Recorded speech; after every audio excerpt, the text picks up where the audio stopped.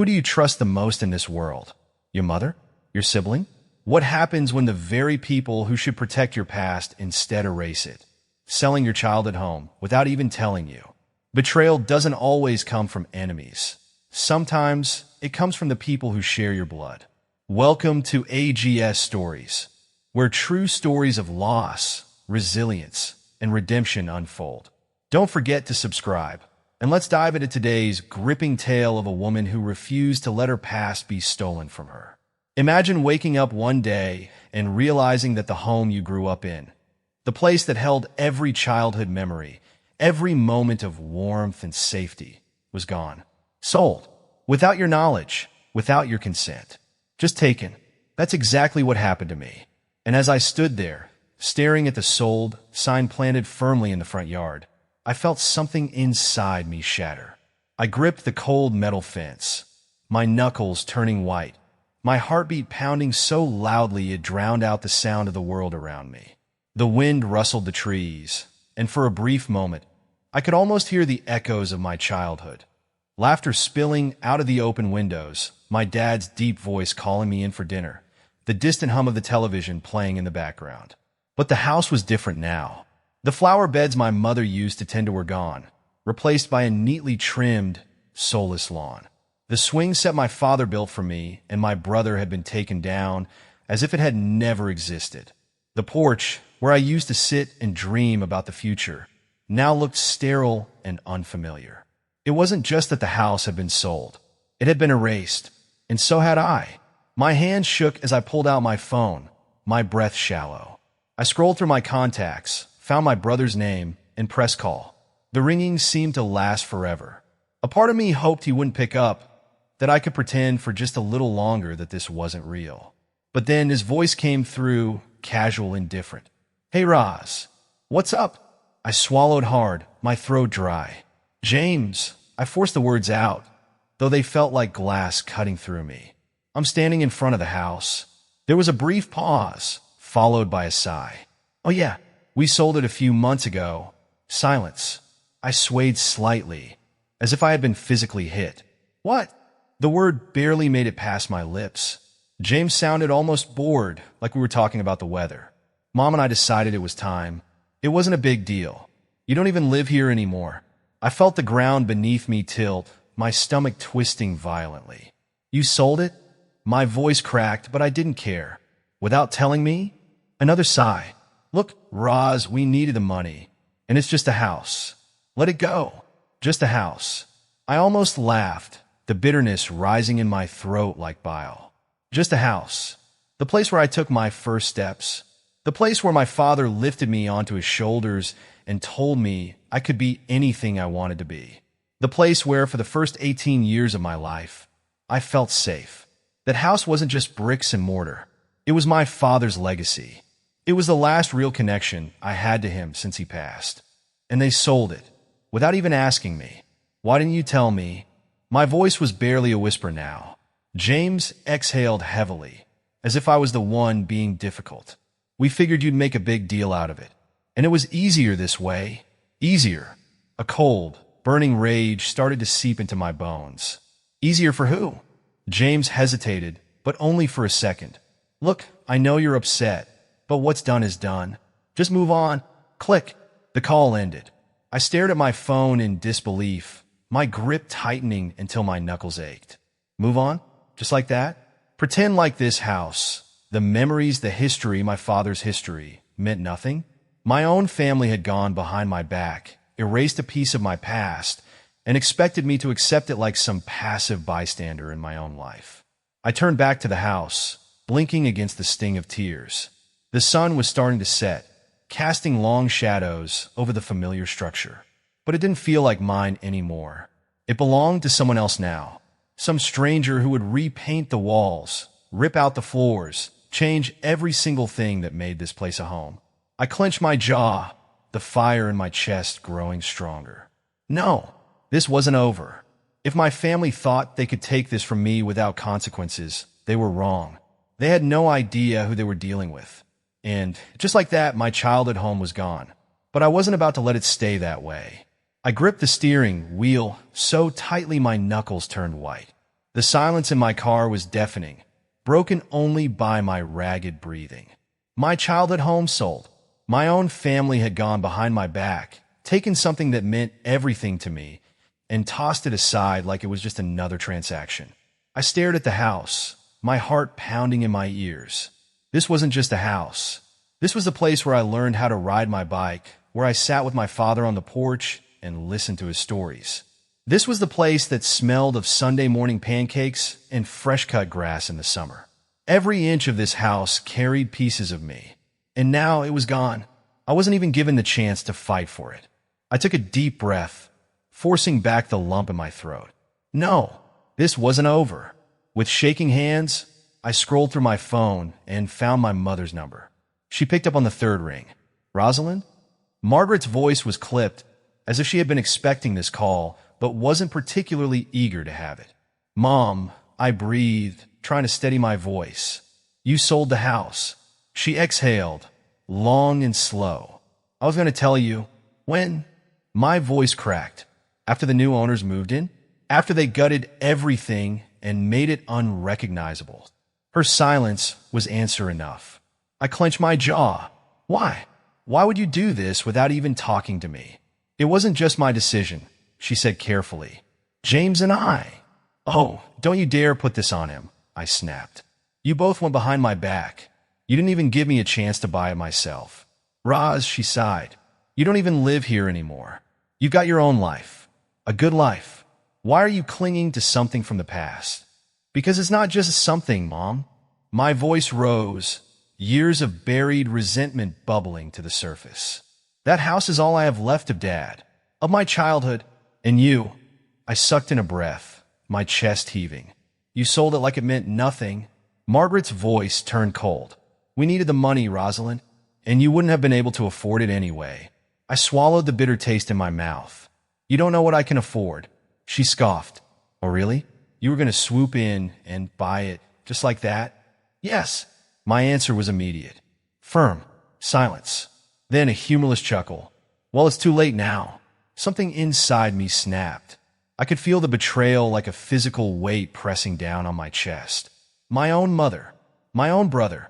They had erased me from my own history, from my own home, and expected me to just accept it. No, I wasn't going to let them win. I hung up without another word and started making calls.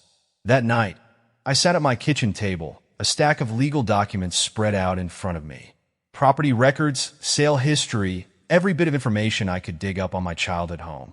If they thought I was going to roll over and let this happen, they had seriously underestimated me. I wasn't just emotional. I was angry.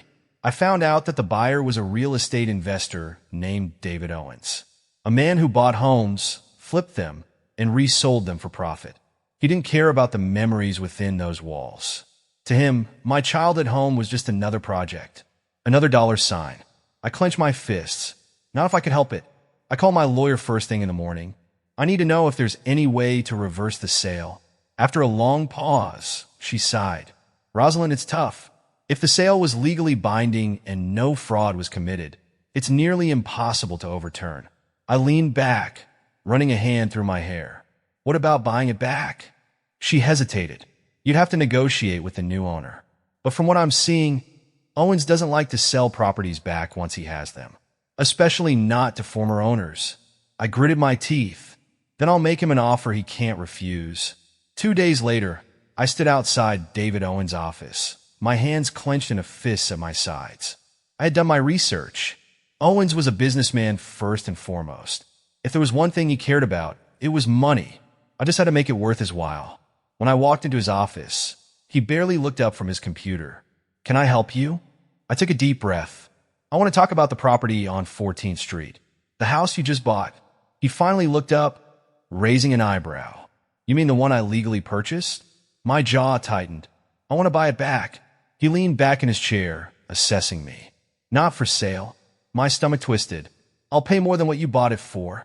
Owen smirked. That's cute, but I don't do emotional deals. That house is prime real estate. In a few months after renovations, it'll be worth double. My pulse quickened. I can match whatever profit you think you'll make. He shook his head, standing up. Not interested. Panic rose in my chest. Please. His smirk faded, his eyes narrowing. Listen, lady, this is business.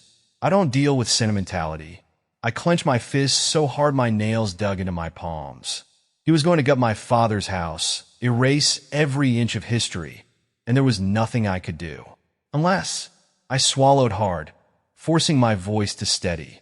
What if I can make it worth your while? He hesitated. Give me a week, I pressed. A week to come up with a better offer. One that makes selling back to me more profitable than flipping it. Owen studied me for a long moment. Then, with a shrug, he sat back down. Fine. 1 week. I turned and walked out of his office, my heart racing. 1 week. That was all I had. As I stepped outside, the cool morning air hit my face, but I barely felt it. My mind was already racing, already planning. My mother and brother had stolen my home from me, but I wasn't going to let them erase my past.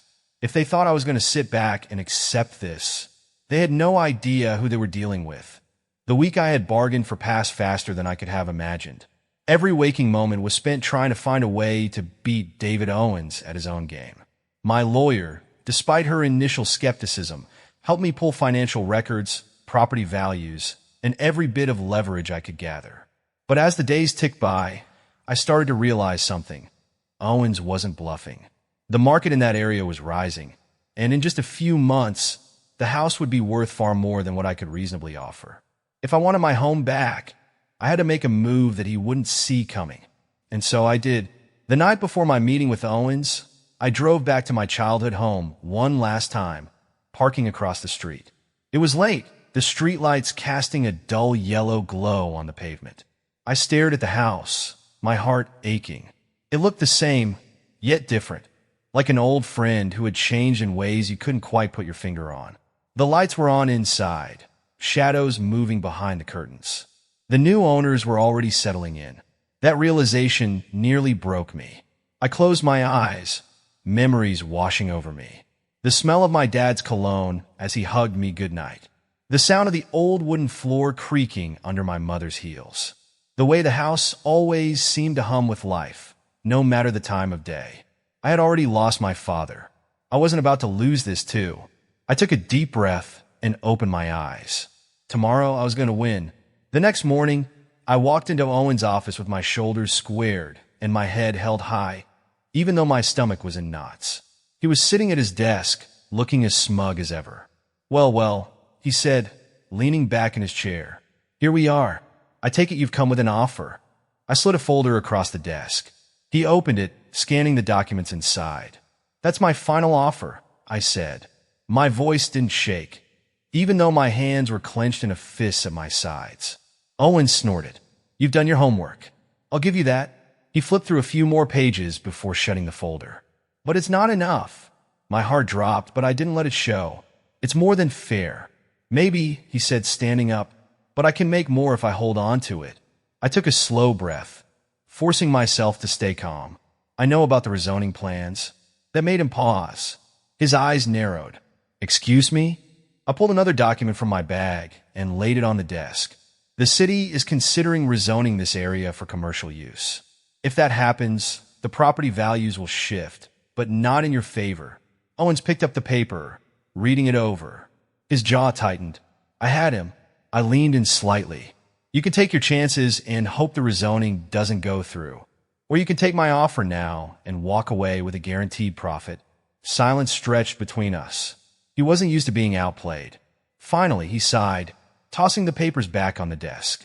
You're a real pain in the ass. You know that? I allowed myself a small, satisfied smile. So I've been told. He studied me for a long moment before nodding. Fine. The house is yours. Relief flooded through me, but I kept my expression neutral.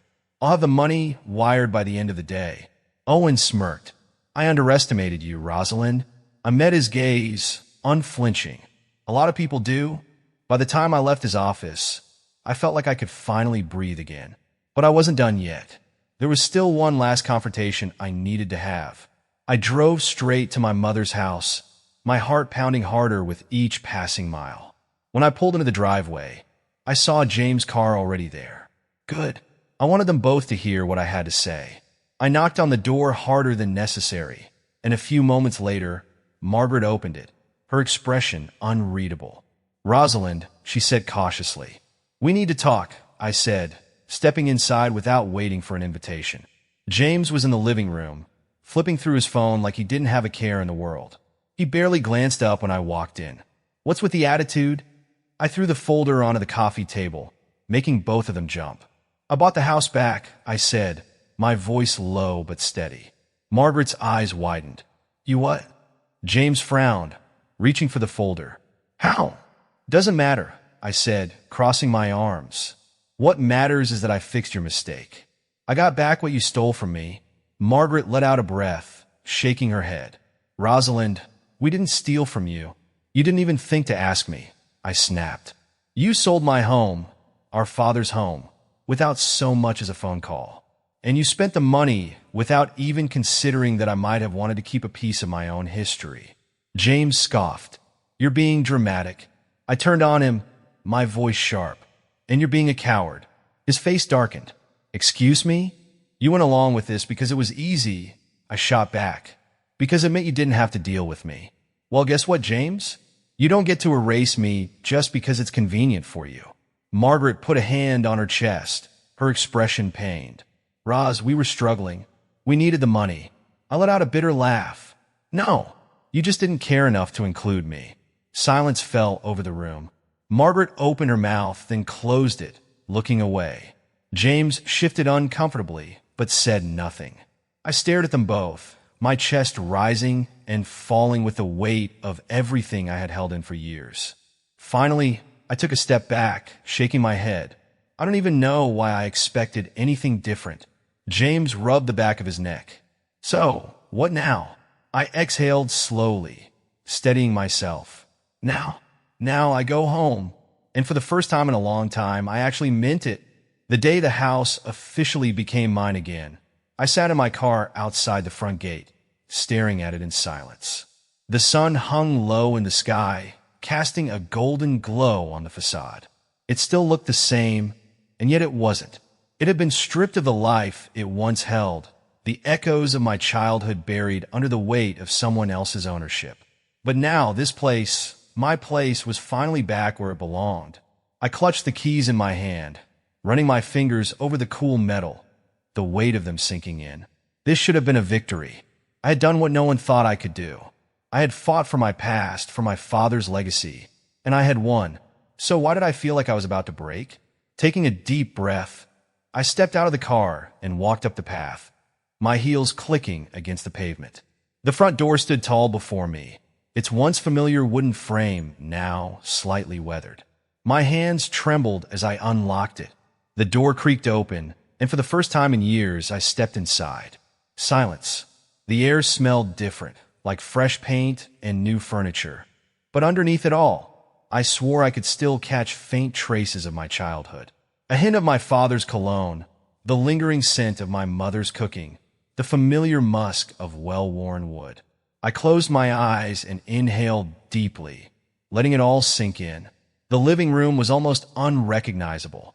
The previous owner had redecorated, painting over the warm, earthy tones I had grown up with. The fireplace, once the heart of so many family gatherings, was covered with a sleek, modern facade. The couch, where my father used to sit and read the newspaper, was gone. Everything felt different, and yet, in the quiet hum of the house, I could still feel its soul. I took slow steps across the hardwood floor, my fingers trailing along the walls. My father's old study used to be down the hall. I turned the knob and pushed it open, stepping into the small, dusty space. It was empty now, stripped bare of the bookshelves that once lined the walls, the desk where he sat for hours, working, writing, dreaming. A lump formed in my throat as I ran my hand over the windowsill, the same spot where I used to sit as a child, watching the world go by while my father worked beside me. I could still hear his voice, deep and steady. "You can do anything, Roz. You just have to fight for it." Tears welled up in my eyes, but I didn't let them fall. Instead, I whispered into the quiet, "I got it back, Dad." And just like that, the weight I had been carrying for weeks, months, maybe even years began to lift. This wasn't just a house. This was my home, but not everyone saw it that way. When my mother and brother found out I had bought it back, I got a call. You didn't even tell us you were doing this. Margaret's voice came through the line, thick with something that almost sounded like accusation. You went behind our backs. The irony was almost laughable. I didn't tell you, I said coolly, because you made it very clear that my opinion never mattered to you in the first place. James scoffed in the background. So, what? You expect us to just be okay with this? I don't expect anything from you, I shot back. Just like you didn't expect anything from me when you sold it without telling me. There was a long silence before my mother finally sighed, shifting gears. Rosalind, things have been difficult for us. You know we wouldn't have done this if we weren't struggling. I could hear the underlying plea in her voice. I wasn't stupid.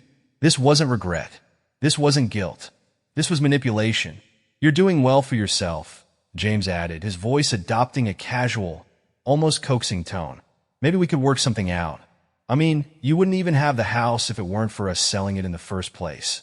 I let out a slow, humorless laugh. Are you serious? Roz, my mother pressed. We could really use... No. The line went silent. Excuse me? Margaret's voice had hardened. I didn't waver. I said no. James scoffed. Come on, Roz. We're family. Family? I repeated, tasting the word, letting it settle on my tongue before spitting it back at them. Family wouldn't have sold my home behind my back. Family wouldn't have erased me from the conversation. You both made your choice. And now, I'm making mine. Margaret tried again. You're really going to do this? I already did. And with that, I hung up. That night, I stood in my childhood bedroom, the walls bare, the room empty except for the memories that lingered. This was it, the end of the battle I never asked to fight. I had won, but the victory didn't taste as sweet as I thought it would. Because in winning, I had finally seen the truth. I wasn't just reclaiming a house. I was letting go of the people who had taken it from me. And maybe, just maybe, that was the real victory. I walked to the window and looked out at the street below.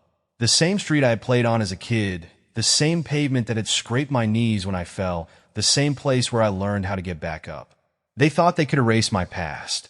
Instead, I reclaimed it.